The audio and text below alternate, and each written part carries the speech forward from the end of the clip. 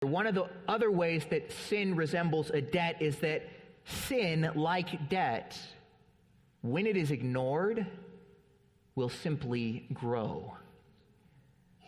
Sin, like debt, when it's ignored, grows, and I'm sure many of you have experienced this in your own life. Do you know what the highest interest rate ever on a credit card was in the United States? It was the old First Premier Bank credit card, had a 79.9% interest rate.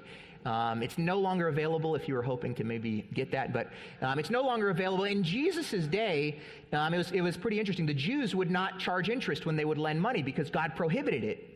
Throughout the Old Testament, it was one of the ways that God protected the poor, as he said his people weren't allowed to charge interest, but the Romans, they had no problem charging interest. And so there were many people in Jesus' day who knew what it was like to be crushed by debt. Debts that grow, debts that have interest rates. And perhaps you've experienced this as well. If you have a credit card or if you have a student loan, right, your loan has an interest rate. And what you want is a low interest rate, because if you don't pay it off quickly, your loan is going to begin to grow. Your debt is going to get bigger and bigger. Sin is the exact same way. Sin is the exact same way. Sin that we just try to brush under the rug or forget about is sin that is gathering interest. Slowly but surely, it's doing its work, growing. Imagine somebody came to you one day and they were just crushed by debts. They had all these debts, they had taken out too much money for this, for their home, for their car, for their student loans, all of these things. They're just crushed by all of this debt, and they were working hard to pay off their debts. This is someone you're really close to, and they're doing a good job, and you see them after some time, and you say, hey, how's that going? How's it going paying off your debts? And they just say, oh, I think I'm going to try a new strategy now. I've decided I'm just going to brush that under the rug.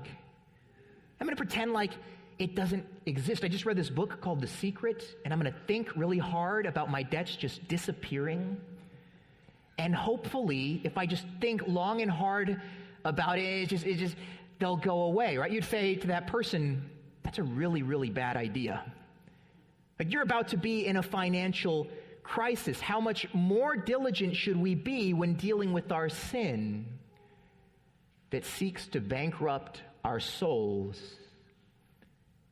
Sin that is just ignored, sin that is brushed under the rug, sin that is concealed and hidden is gathering interest. You may not see it, you may not feel it, but it is growing.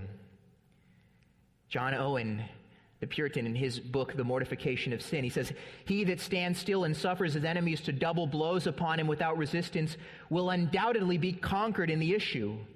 If sin is subtle, watchful, strong, and always at work in the business of killing our souls, and we be slothful, negligent, foolish in proceeding to the ruin thereof, can we expect a comfortable event? Do you think it's going to go well if you just let it go?